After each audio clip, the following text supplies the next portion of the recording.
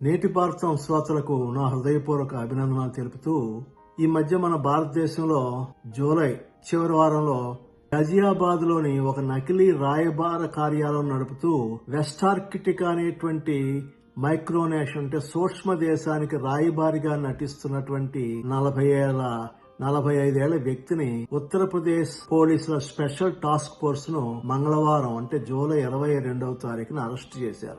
ఇతని పేరు హర్షవర్ధన్ జైన్. ఒక మంచి సంపన్న కుటుంబానికి చెందిన వ్యక్తి. గ్లోబల్ ప్రింట్ ట్రాకింగ్ దౌత్యవేత్త అని చెప్పుకుంటున్నాడని, మరియు అతనికి కవీనగర్ లోని అద్దెకు తీసుకున్నటువంటి 2 అంతస్తుల బంగ్లా నుండి నకిలీ పత్రాలు, నకిలీ రాయబార కార్యాలయం మరియు ప్రపంచ ప్రభావం యొక్క వాదనలతో నిర్మించబడిన విస్తృతమైనటువంటి మోసాన్ని నడుపుతున్నాడని పోలీసులు చెప్తున్నారు. జైన్ ప్రధానమంత్రులు మరియు అధ్యక్షులతో కూడిన మార్ఫింగ్ చేసిన చిత్రాలను వ్యాపారవేత్తలను మోసం చేయడానికి మరియు డబ్బును ల్యాండరింగ్ చేయడానికి ఉపయోగించాడని ఆరోపణలు ఉన్నాయి. వ్యాపారవేత్తలను ప్రభావితం చేయడానికి, వారికి అంతర్జాతీయ మార్కెట్ లో ప్రవేశం కల్పించడానికి మరియు షెల్ కంపెనీల ద్వారా హవాలా నెట్వర్క్ నిర్వహించడానికి అతను దౌత్యం ముసుగును ఉపయోగించాడని సిట్ అధికారులు, STF అధికారులు జూలై 23వ ప్రకటనలో అతని తలుపు వద్ద ఉన్నటువంటి బంగారు నేమ్ ప్లేట్ అతని his excellency Harshvardhan Jain royal consigliere principato di Seborga అని పరిచయం చేసింది. ఇటలీలోని లిగురియా ప్రావిన్స్ లోని మరొక గుర్తింపు లేని మైక్రోనేషన్ అయిన సెబర్గాకు రాయల్ అడ్వైజర్ మరియు ఇతను ఉన్నాడని చెప్పి అది తెలియజేస్తుంది. ఇతని బంగ్లా బాల్కనీ మరియు పైకప్పులపై నకిలీ జెండాలు మనకు కనబడతాయి. వాటిలో ఒకటి నీలిరంగు మైదానంలో తెల్లటి శిలువ మరియు మరొకటి రాజకిరీటం మరియు కవచం తోటి ఉన్నాయి. ఇప్పుడు మనం అసలు మైక్రోనేషన్ అంటే ఏమిటి, అంతర్జాతీయ చట్టంలో ఆక్రమించేటువంటి అస్పష్టమైనటువంటి స్థితి ఏమిటో గురించి ఒకసారి తెలుసుకోవాలి. మైక్రోనేషన్ అనేది ఒక చిన్న ప్రాంతం లేదా సమూహం ప్రజలది. వారు తమను తాము ఒక స్వతంత్ర దేశంగా ప్రకటించుకుంటారు. కానీ ప్రపంచంలోని ఏ దేశం లేదా ఐక్యరాజ్య సమితి వారిని అధికారికంగా గుర్తించకపోవడం మనం గమనించాలి. అయితే ఈ మైక్రో నేషన్ యొక్క లక్షణాలు ఏమిటంటే, అక్కడ ప్రజలు తాము స్వతంత్ర దేశమని ప్రకటించుకుంటారు. అక్కడ ప్రజలు లేకపోయినా సరే తమ స్వంత జెండా, కరెన్సీ, పాస్పోర్ట్ వంటి రాచరిక చిహ్నాలను కూడా వారు సృష్టించుకుంటారు. సాంస్కృతిక లేదా రాజకీయ నిరసన ద్వారా వీటిని స్థాపించబడతాయి. ఎక్కువగా ఇంటర్నెట్ లో మాత్రమే ఇవి వెనుకలో ఉంటాయి.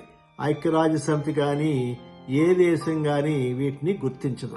అసలు వెస్టార్కిటికా అంటే ఏమిటి? వెస్టార్కిటికా అనేది అంటార్కిటికా పక్కన గల ఒక కొంత ఖాళీ భూమి. దీనిని 2001లో తాను స్వాధీనం చేసుకున్నట్టు ఒక రష్యన్ పౌరుడు ప్రకటించాడు.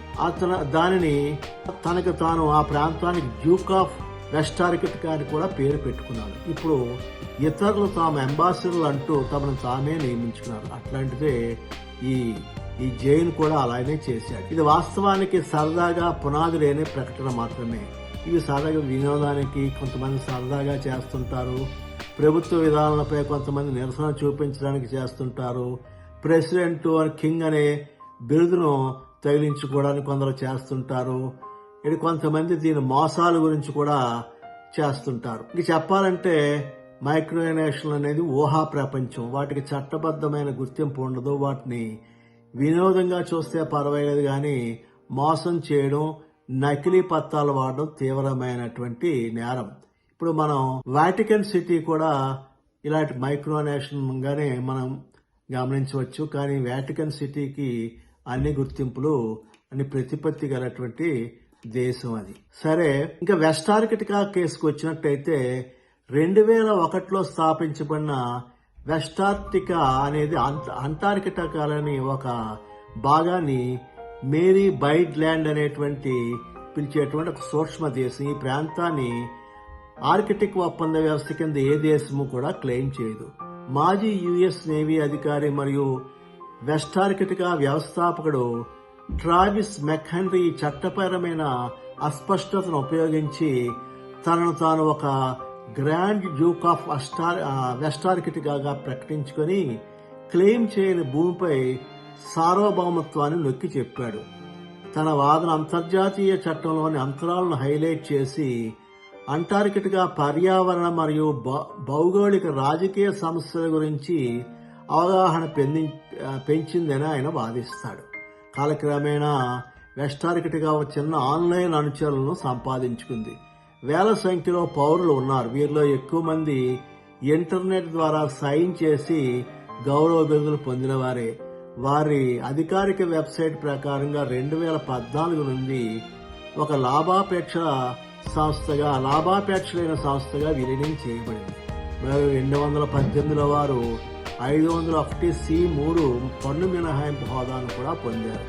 అంటార్కిటికాలో వాతావరణ మార్పు మరియు వన్యప్రాణుల గురించి అవగాహన పెంచడంలో మైక్రోనేషన్ చురుకుగా ఉంది మరియు పీపుల్స్ క్లైమేట్ మూవ్మెంట్ లో కూడా ఒక భాగంగా ఉంది. జైన్ ఆరోపించిన నేరాల నుండి తనను తాను దూరం చేసుకోవడానికి మైక్రోనేషన్ తన వెబ్సైట్ లోని ఒక ప్రకటనలో ప్రయత్నించింది. మిస్టర్ జైన్ అనధికార కార్యక్రమాలలో పాల్గొనే అధికారం కలిగిన ప్రతినిధి అని అది పేర్కొంది.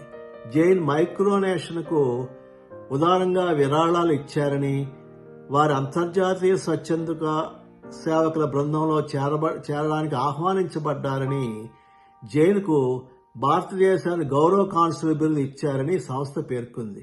జైన్ను ఇప్పుడు సంస్థ ప్రతినిధిగా సస్పెండ్ చేశారు.